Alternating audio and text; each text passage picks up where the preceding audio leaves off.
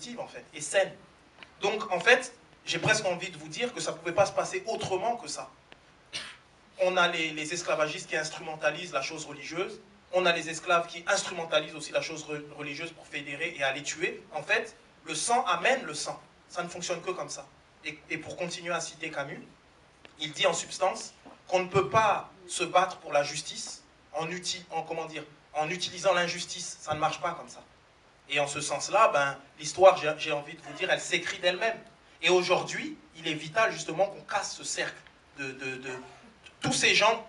Et c'est pour ça que je dis assez souvent, et je continuerai à le dire, que la vraie subversion aujourd'hui, le vrai combat, se situe dans la capacité qu'on aura à dire « je t'aime ». Ça, c'est un combat. Parce que finalement, la haine, c'est attendu, c'est facile. On n'a qu'à regarder la difficulté du monde, etc. Être dans la haine, c'est très simple. Mais par contre, être dans le dialogue, écouter, essayer de partager, échanger, débattre positivement, etc., ça, c'est autre chose. Et j'ai envie de dire que ça demande encore plus de courage. La position médiane, elle est toujours plus difficile.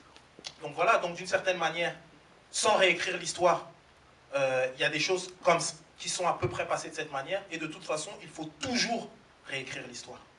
Et elle se fait dans le présent et dans nos actions du quotidien, même les toutes petites choses. Voilà.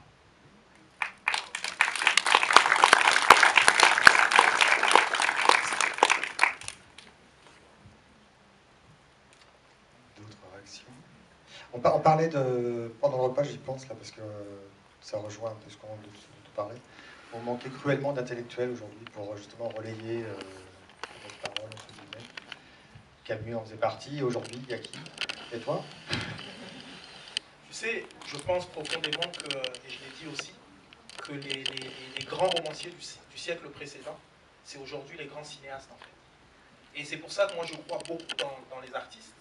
Je trouve malheureusement qu'il y a aujourd'hui très peu d'intellectuels. Quand je dis très peu d'intellectuels ou pas, c'est pas dans le sens qu'il n'y a pas d'intellectuels, mais des intellectuels qui soient capables de faire du lien avec la jeunesse, qui soient capables de parler de ces cultures périphériques, cultures urbaines, etc., et de les rendre pertinentes avec la culture classique, et de faire du lien. Ça n'existe pas du tout.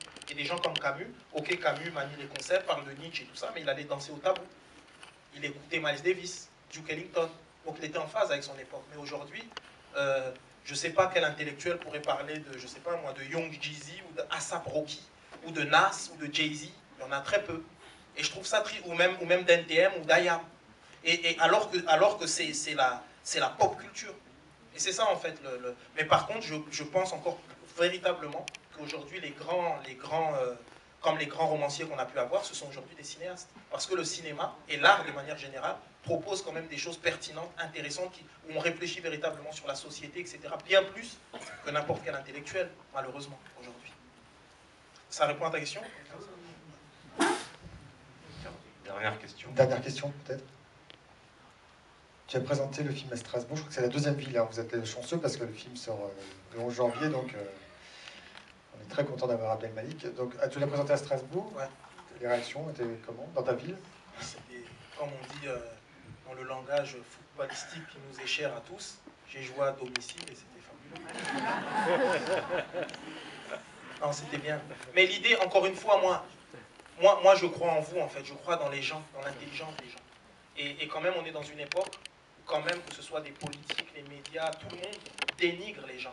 Les gens ne sont qu'un chiffre, c'est des gens qui vont voter, donc un chiffre, c'est du marketing, c'est des gens qui vont acheter, Alors que moi, je crois dans la capacité, justement, des gens à se fédérer, à amener de l'intelligence, à dialoguer, à faire... Je crois en la société civile, en fait. Et c'est en ce sens-là où, pour moi, encore une fois, venir parler de ce film et tout ça, on n'est pas simplement en train de parler d'un film, on est en train de se donner mutuellement de l'espoir. Et il y a des gens qui disent à estinisme, l'espoir fait vivre. Mais oui, oui, l'espoir fait vivre. Et on a besoin d'espoir. Aujourd'hui, on a des gens qui sont très talentueux pour constater l'obscurité, mais personne qui allume des bougies. Et j'ai envie de vous dire, et on va finir avec ça, j'ai envie de dire, allumons des bougies tous ensemble et faisons en sorte de montrer aux esprits chagrins que c'est possible, le bien vivre ensemble. Voilà. Merci d'être venus aussi nombreux. Merci vraiment. Alors je rappelle que le film sort le 11 janvier, il sortira